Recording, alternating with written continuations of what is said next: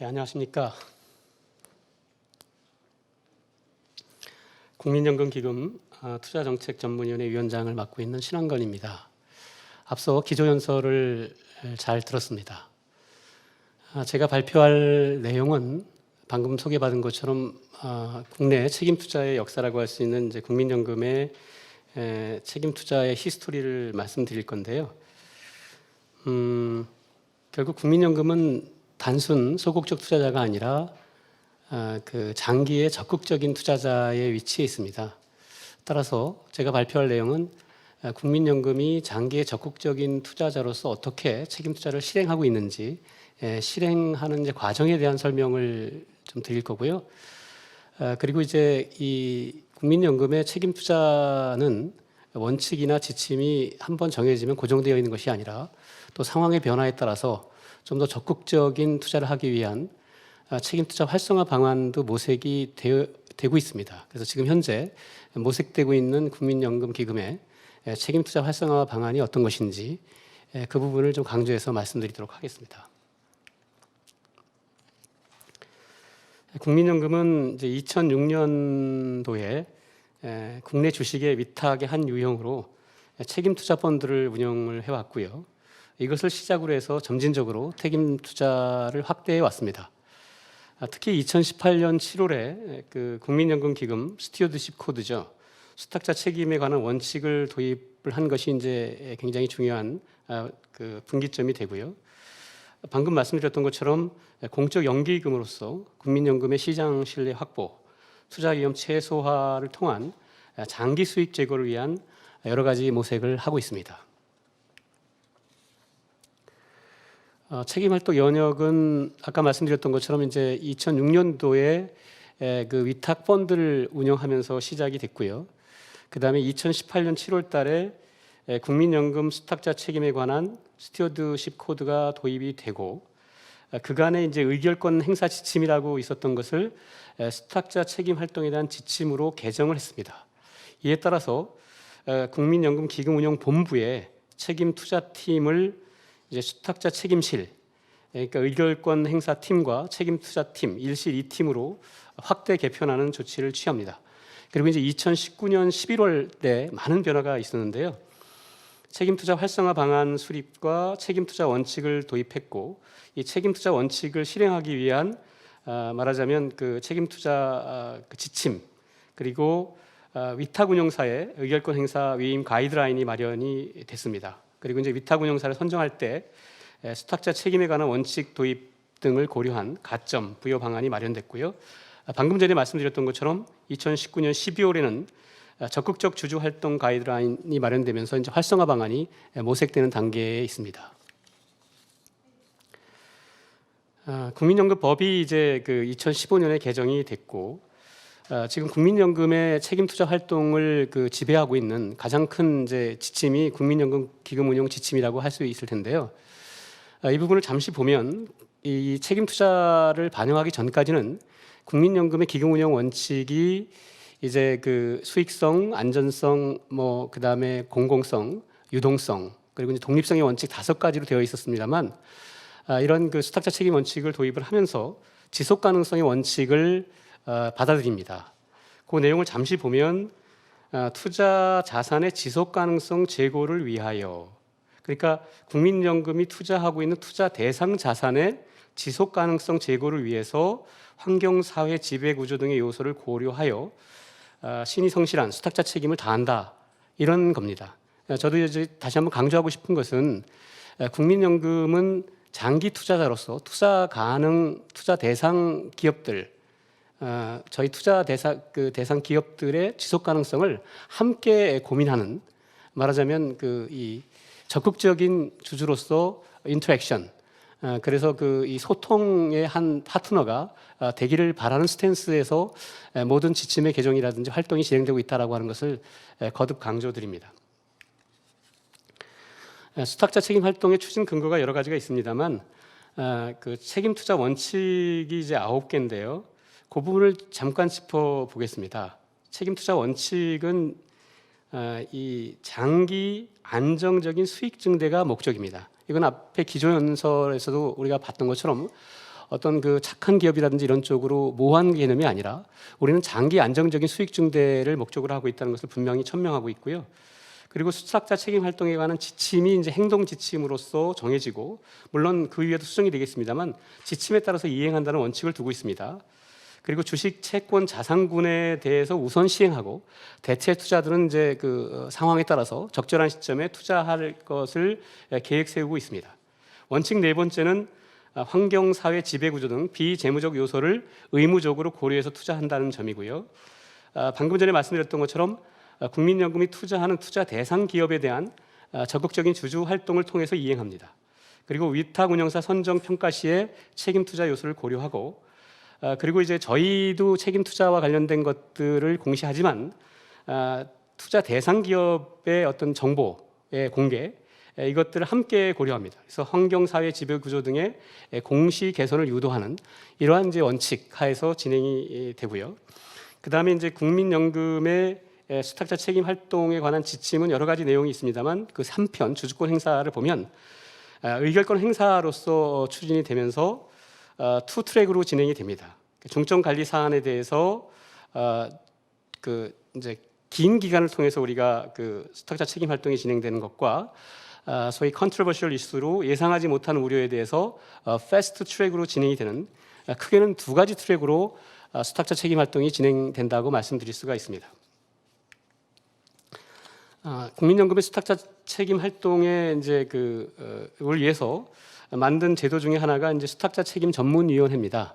수탁자 책임 전문이 수책이라고도 하는데요.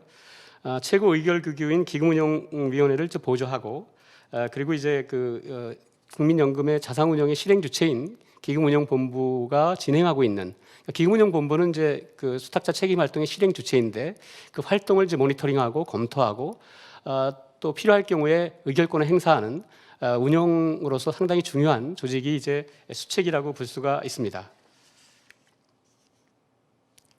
수책위는 국민연금의 책임 투자와 보유 상장 주식에 대한 주주권 행사 등에 관한 사항을 검토하거나 결정하고, 또 그 결과를 국민연금 기금운용회에 보고하는 그런 역할을 담당하고 있습니다.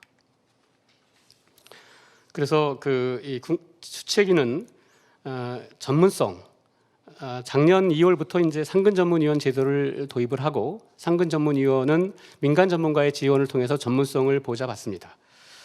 그러나 이제 그 총 9명으로 구성된 상근 전문위원을 포함한 모든 수책위의 그 위원들은 다 그 지역 사용자, 근로자, 지역가입자 단체를 통해 가지고 대표성을 확보하는 그런 구성으로 되어 있습니다.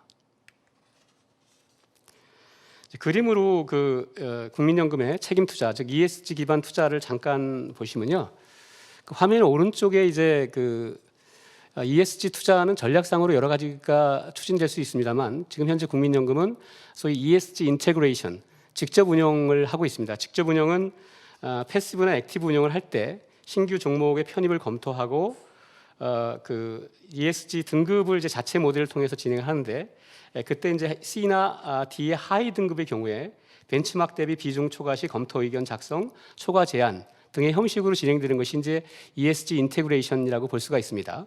그리고 이제 아까 말씀드렸던 것처럼 적극적 주주 활동은 투 트랙, 중점 관리 사안에 대한 주주 활동과 예상하지 못한 우려에 대한 주주 활동으로 구성이 되는데요. 왼쪽의 표를 보시면 이를 위해서 국민연금은 연 2회에 걸쳐서 ESG 평가를 시행하고 있습니다. 그리고 이제 그 패스트 트랙으로 진행이 되는 것과 관련돼서는 중대성 평가의 심각성, 재발 가능성, 자산 노출도를 고려해서 또한 이제 이벤트성과 관련된 부분을 모니터링하고 반영을 하고 있습니다. 조금 더 구체적으로 말씀을 드리면, 중점 관리 사안의 경우에는 맨 오른쪽의 성격을 보시면 이게 중장기적으로 구조적 대화 개선이 필요한 사항에 대해서 행사합니다. 물론 다시 앞부분에 보시면 중점 관리 사안은 지금 현재 5가지, 대표적으로 배당 정책이라든지 임원 보수 한도라든지, 그다음에 사익 편취와 관련된 법령상 위반, 그다음에 지속적으로 반대 의견을 행사했으나 개선이 없는 사항, 그리고 이제 ESG 평가 결과가 두 등급으로 하락했을 때의 사안들, 이것들을 정해놓고 이제 중장기적 구조적 대화를 모색하는 것이 있고요. 아까 말씀드렸던 것처럼 예상하지 못한 우려라고 하는 것은 패스트 트랙으로 단기적이고 치명적인 사건에 대해서 행사합니다. 그림으로 보면 이제 그 강조하고 싶은 내용이 국민연금의 이런 적극적 주주권 행사가 바로 직접적으로 뭐 주주 제한이라든지 이런 쪽으로 행사하는 것이 아니고 저희가 선정이 사안이 발생을 하게 되면 중증관리 사안의 경우에는요 비공개 대화를 통해서 시도하고 미개선이 되면 비공개 중증관리 기업, 다시 미개선이 되면 공개 중증관리 기업으로, 그리고 나서 더 개선이 안 됐다 하고 하면 소위 경영 참여에 해당하지 않는 적극적인 주주 제한 등으로 이루어지는 것이고요. 지금까지 진행이 됐을 때에 보면 이런 중간 단계에서 그러한 이제 중점 관리와 관련된 것이 해소가 돼서 다시 이제 처음으로 돌아가는 이런 것들로 진행이 되기 때문에 국민연금이 이 적극적인 주주 활동이 그 상장 기업에 대한 어떤 부당한 간섭이나 오히려 불확실성을 제한하는 그런 쪽으로 작동하지는 않는다라고 하는 점을 다시 한번 강조드리고 싶습니다. 그다음에 이제 예상하지 못한 우려는 연중 수시로 진행이 되는 것이죠. 그래서 이벤트성으로 준택성 평가 과정을 거쳐서 선정을 하고 1년 동안 지켜본 다음에 개선이 되면 그것으로 끝나고 이제 미개선이 되면 적극적 주주 활동으로 넘어가는 이런 과정을 진행합니다. 그리고 이제 중대성 평가와 관련해 가지고는 또한 우리가 정해진 트랙에 따라서 철저한 체제 하에서 이루어지고 그리고 이제 이 개선 여부를 판단하는 그런 과정이 또한 진행이 됩니다.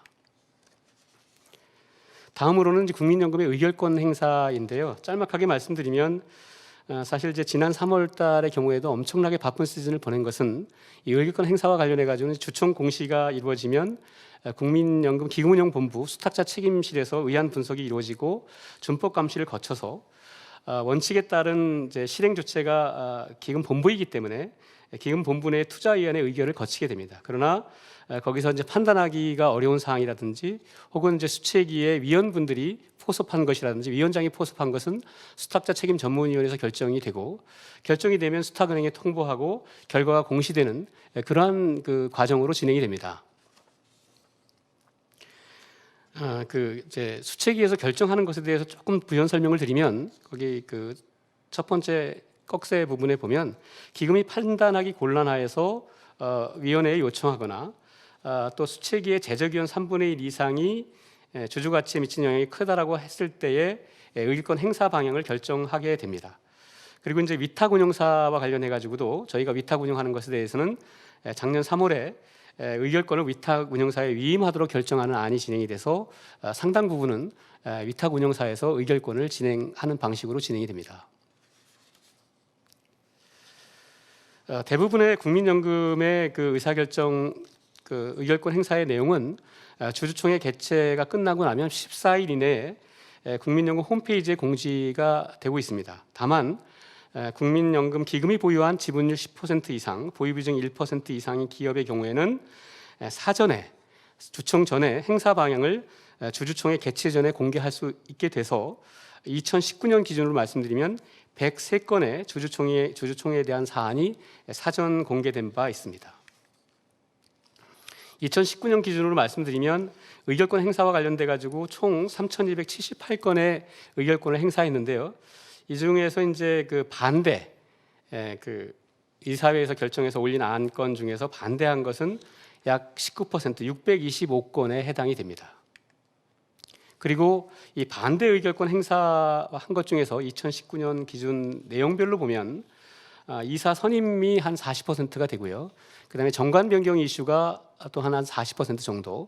그리고 나머지가 이제 40%가 보수 한도 승인이고 한 15% 정도가 정관 변경. 이렇게 내용이 구성이 되어 있습니다. 다음으로는 국민연금 기금의 ESG와 관련돼 가지고 말씀을 드리면 국민연금 기금은 ESG 모델을 자체 평가 모델을 가지고 있습니다. 지금 현재는 국내 주식에 국한해서 국내 상장 주식 코스피 코스닥에 대해서 매년 2회의 ESG 평가를 실시하고 있습니다. 그래서 ESG 평가 지침의 평가 체계에서는 ESG의 13개 이슈에 대해서 52개 평가 지표를 통해서 ESG 점수와 등급을 산출하고 있는데 이것은 이제 계속해서 지속적으로 개선 보완이 진행되고 있다는 말씀을 드립니다. 요 상세한 내용들에 대해서는 그 후속적인 발표자분들이 더 자세한 설명을 해주실 거고 특별히 많은 차이가 있지는 않을 것 같아서 이 부분에 대한 설명은 제가 생략을 하겠습니다. 다음으로는 이제 제가 이번 발표에서도 조금 강조해서 말씀드리고 싶은 내용인데요. 현재 국민연금의 책임 투자 활성화 방안입니다. 일부는 이제 그 활성화 방안을 계획하면서 일부는 이제 완성된 것이 있고요. 나머지는 현재 진행 중인 내용입니다. 크게 세 가지 채널로 구성이 되는데 첫째는 책임 투자 대상 자산군 확대와 전략 수립입니다. 지금 현재 진행되는 책임 투자는 국내 주식에만 한정이 되어 있습니다. 근데 올해 이제 연구를 통해서 이제 컨설팅 받은 내용을 바탕으로 해서 이제 국내 채권으로 책임 투자가 확대가 되고요. 그리고 뒤이어서 이제 해외 쪽의 주식과 채권으로 확대될 예정이다라고 하는 점을 말씀드리고 아까 발표에서 잠시 말씀드렸던 것처럼 대체 투자는 연금법상 적용 가능성 및 구조적인 특수성 등을 고려해서 추후 검토하는 것으로 예정이 되어 있습니다. 그리고 위탁 운영의 책임 투자 내실화의 경우에는 맨 먼저 시작됐던 이제 위탁 펀드, 책임 투자형 위탁 펀드가 지속적으로 보다 직접적으로 연계될 수 있는 벤치마크 지수를 개발해서 적용을 하고 있습니다. 그리고 위탁 운영사 선정과 평가할 때 이 책임 투자 요소가 반영될 수 있도록 위탁 운영사 선정 및 평가 체계를 꾸준히 개선하고 있습니다. 그리고 이제 세 번째는 책임 투자 활성화 기반 조성인데요. ESG 평가 체계를 꾸준히 개선하고 활용하는 것을 추진할 뿐만 아니라 거기 마지막 부분에 언급되어 있는 것, 즉 자본시장의 책임 투자 활성화를 위해서 국민연금이 투자하는 기업의 ESG 공시 제고를 위한 다양한 제도 개선을 추진하고 있습니다. 중복되는 겁니다만 이제 이 표에서 강조하고 싶은 것은 네거티브 스크리닝 전략, 아까 ESG 인테그레이션뿐만 아니라 네거티브 스크리닝 전략 도입도 현재 검토를 하고 있고요. 그리고 책임 투자 활성화 기반 조성으로는 거기 이제 큰 2번에 괄호 2번에 거래 기관, 이거는 이제 위탁 운영사가 아니라 증권회사든지 거래 기관 평가할 때도 비재무적 요인을 포함한 그런 것들을 반영해서 조금 더 적극적인 ESG 요소가 공시되도록 하는 그런 것으로 진행을 하고 있습니다. 뒤에 있는 여러 가지 내용들은 앞부분과 좀 중복적인 이슈들이 돼서 혹시 시간이 있으시면 참고해서 살펴보시면 좋을 것 같고요. 제 발표는 이것으로 마치도록 하겠습니다. 경청해 주셔서 감사합니다.